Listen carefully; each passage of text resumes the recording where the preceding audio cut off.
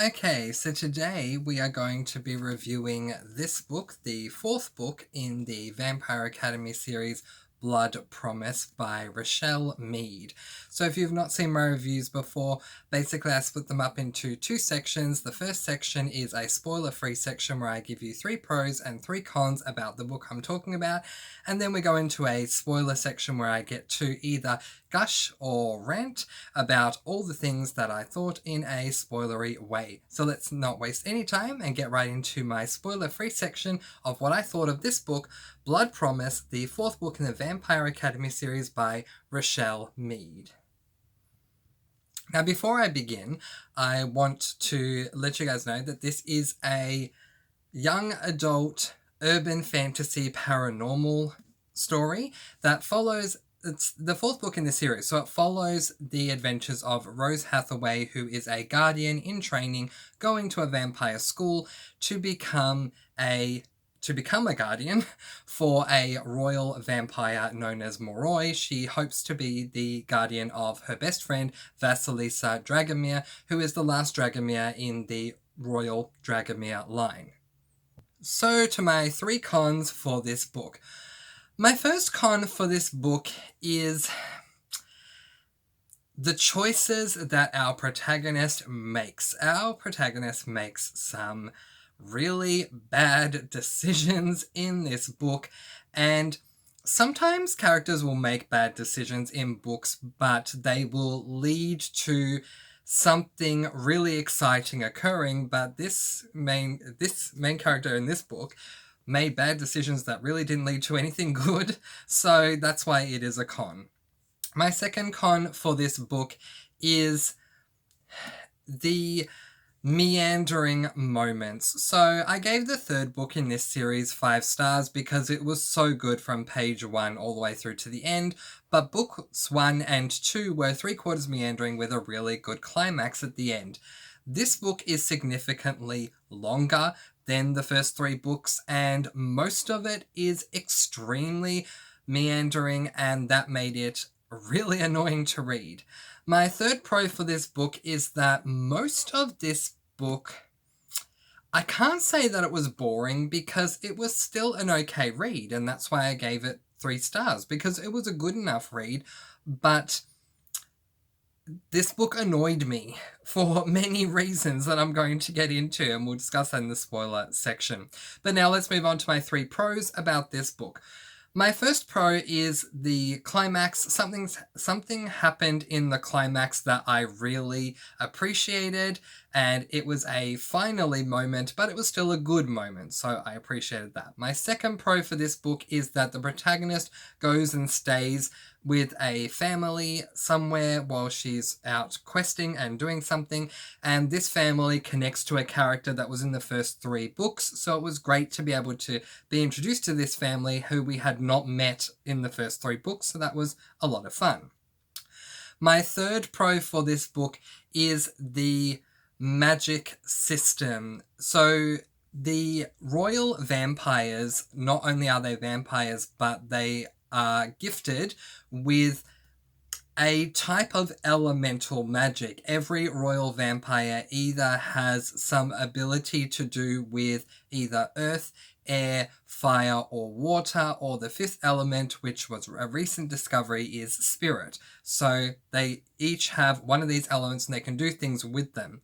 One of the characters in this book has spirit, and what he can do with his magic is pretty awesome. So that is my third pro for this book.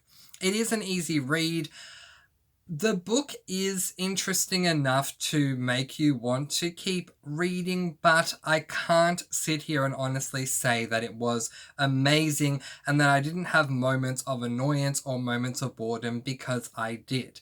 So that being said, if you enjoy questing books that take forever for you to get to where you need to go, and you don't mind it being extremely slow paced, then you might enjoy this book.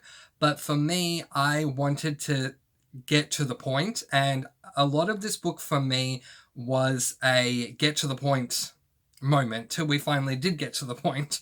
So those are my spoiler-free thoughts. Let's get into my spoiler section because I have so much to say. So if you have not read this book or you don't want to join me in the spoiler section, I completely understand, and I'll see you again next time. For those of you who are joining me for the spoiler section, we'll be right back with that in just a moment.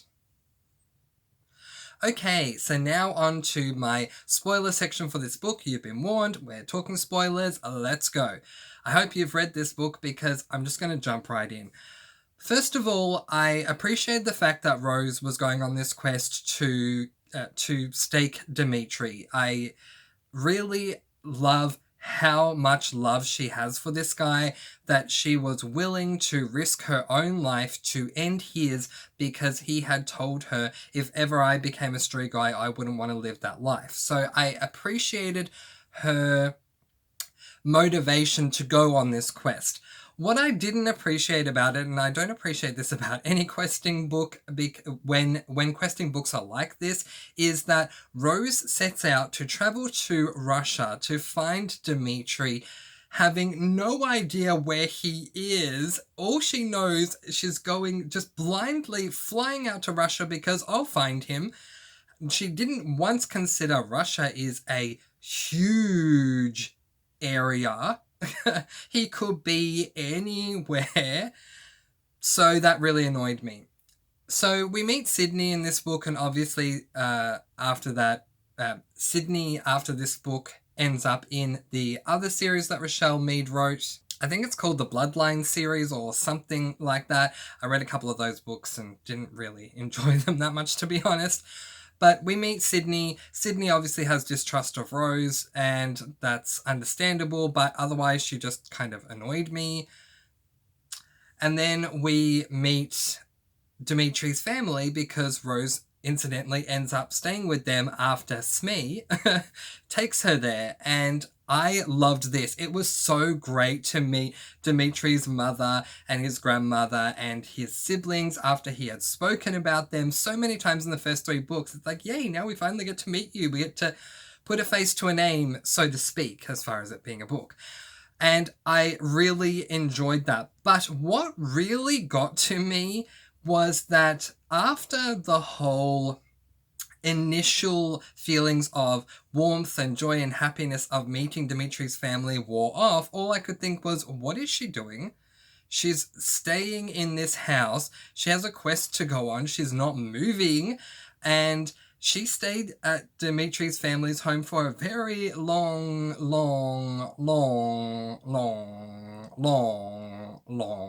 time. Like, seriously. Why didn't she move? You have a quest to do. Get on with it. And she even got to a point where she was considering saying, dash it all, I'm just going to live here with his family and that's it. I'll stay here and, help them out and whatever. Anyway. So Rose obviously ends up telling the family about what happened to Dimitri because she thinks they have a right to know, and I completely agree with this. I'm glad she told them. And then they had the funeral and all that kind of stuff because in their culture, if you become a Strigoi, you are considered to be dead, and that is completely understandable. So I'm glad that they had the funeral, not only for the family's sake, but also for Rose's sake. She needed that. She needed some closure, and I understood that. But she finally leaves their house like halfway through the book, which really annoyed me so much. And right before she does, she runs into Zmei a few times. I keep forgetting his actual name, but his nickname is Zmei, so you know who I'm talking about. And yeah, look, I thought Zmei was okay. I really appreciated what he did for Victoria in stopping that whole blood whore thing from taking place. I thought that was really good. Was not expecting the twist at the end with Zmei, but yeah, I appreciated what he did there. And so Rose finally leaves the Belikov home and finally gets back onto this quest that she began. Well, honestly, she began at the end of book 3, and now halfway through book 4, she's finally back on the quest again. I mean, it took long enough. It took way too long. But anyway, and then here's where YA convenience, young adult convenience, comes into play, because she doesn't need to find him, he finds her. because she goes with this group of people, as you know, she goes with that group that are looking to kill Strigoi, and that's fine. I thought that was very healthy of her to do, and she had a reason behind it, because maybe she could find Dimitri that way, and it worked because it brought him out of hiding, so this made sense, unlike the first half of the book. But anyway, and so he finds her, and then he traps her in a room, and she is in that room for way too long. And he can't help but say to her, "You made a really big mistake. After all the training that I gave you, you hesitated with me, you didn't kill me." And I agree. And then he starts saying to her, "I'm going to give you two options. You can either agree to become a Strigoi, and then we can live together and be so happy." And suddenly the book became way too romantic, and it really, in my opinion, it shouldn't have. I get why it was. I get what Dimitri's motivation to be, why he was being romantic towards her, because he had his reasons. He thought that he could motivate Rose to willingly want to become Strigoi and spend out her days as a Strigoi, but still, I didn't like that. And then Rose just kind of gave up and got to a point where she thought, well, I do love this guy, and, maybe I should be a Strigoi. Really? What happened to your plan? And I get the fact that she is stuck in this room and she can't leave. I get that. But what happened to her whole plan from the end of book 3 that she's going to stake this guy? And it takes until 3/4 of the book, harking back to book 1 and 2, the same thing, 3/4 of the way through, for the climax to actually occur. And she finally stakes him, and then has a time getting out of that mansion, and finally gets out of there. And then Dimitri starts running after her, so she realizes that she hasn't staked him properly, and then that whole struggle ensues. And then she stakes him again at the bridge, and it's like, oh, thank God this is over, because by this point, when Dimitri starts chasing her when she's in the maze leaving the house, I thought, oh God, she didn't stake him properly. Oh my goodness, run, Rose, run, kind of thing.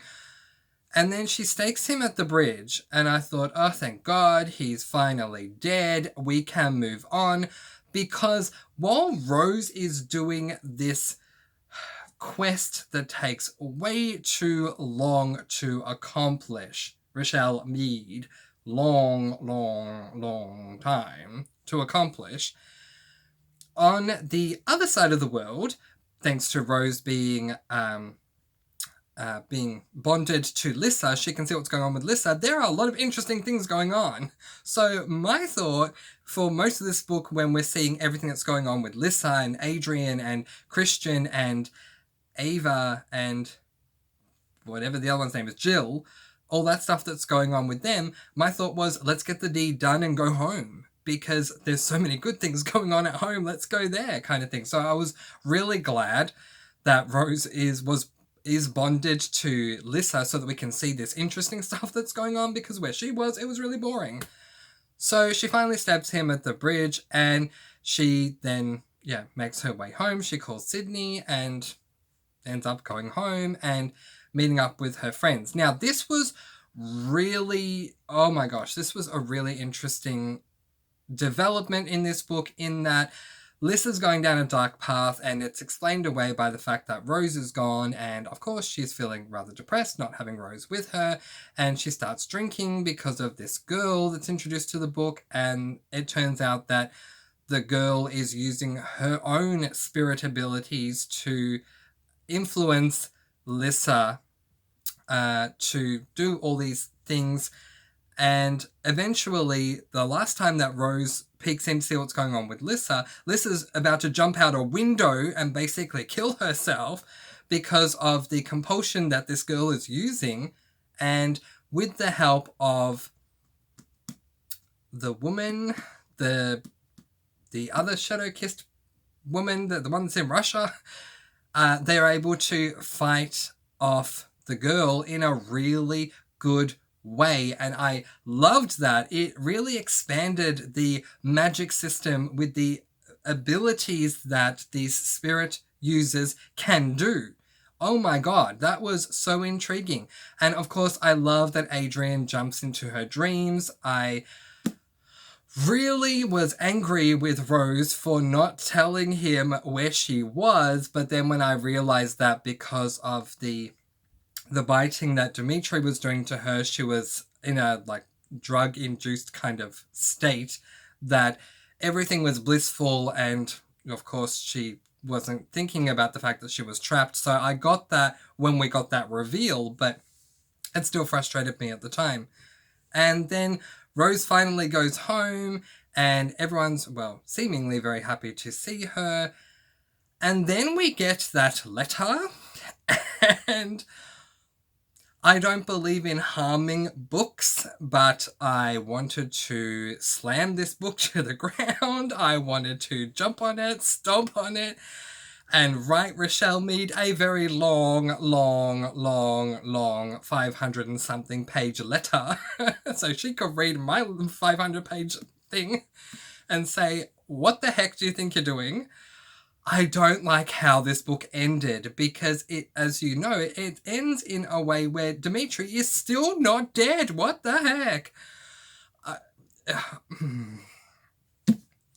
Issues. I have issues with this book, and it sucks because book 3 was so good and book 4 was it's that whole metaphor, 2 steps forward and a million steps backwards. So I have low hopes for book 5, but I'm really hoping book 5 is going to be amazing, because when you take a book like this, that where you go into this book with a goal, have no idea what you're going to do, and it takes you 3/4 of the book to get to the point where you finally do what it is you're going to do, but then you don't do it anyway, and then it takes to about 50 pages or whatever towards the end, or 100 pages towards the end, where you finally kill this guy, but then he's not dead, but then you kill him again, but then he's still not dead. It's just really, really annoying, and I will continue on with this series because I want to see it out. I think this book is actually where I got up to last time, because I do remember Rose being trapped in the room, but I don't remember anything else about this book, so it was that long ago. But there are only 2 more books to go, so I want to finish out the series and at least be able to say that I've completed this series. But I don't have high hopes for book 5. I really hope it's good, but you see, so many issues. When the teacher, guardian, training lady says to Rose, we're going to let you come back into the school, and despite all the changes that have been going on at the school, because as you know, there have been a lot of changes that have happened this year, especially with Korova stepping down and the girl, I don't remember her name, but her father stepping in to be principal, she says, look, they'll listen to me. I'll get you back into the school. You will graduate. Wonderful. But now, because of Dimitri's letter, Rose is going to leave again. And Lissa told her, if you ever leave again, you're taking me. And she says, do you want to come? And Lissa says, yes. And now she's going to take off again. What the hell? Oh my goodness. So if book 6 has them staying at the school, or at the very least staying at court, I will love it more than if book 6 has Rose and Lissa back out questing. That will just annoy me. This is not, to me, this series up until now has not been a questing book. It never has been. And now suddenly it's turning into a questing book to try and kill Dimitri. Now, I have not read the other 2 books. I can say that with certainty, because last time when I read this, I'm sure I DNF'd this entire series because of the way this book ended. And I can appreciate that I would have done that back then, where this time I'm determined to get through this series. But I have a prediction of what's going to happen. I think in book 5, Rose is going to try and kill Dimitri again, and again he won't be dead. And then in book 6, Lissa's going to find a way with her spirit powers to turn him back into a guardian, back into standard vampire or whatever. He won't be a Strigoi anymore, but he'll still be alive and everyone will live happily ever after. If that happens, that's gonna annoy me because it's just gonna annoy me because that will make this series a romance series. Because while there are all these different things that happen in all the different books, the underlying theme is Rose and Dimitri's love, surviving everything, and I don't want that to be the case. This series, to me, is not a Romeo and Juliet situation. It was always about Rose and her training and trying to protect Vasilissa. That's what I want to have happen. But if they save Dimitri, as much as I can see a lot of people who love this series fall in love with that idea, it would just really annoy me.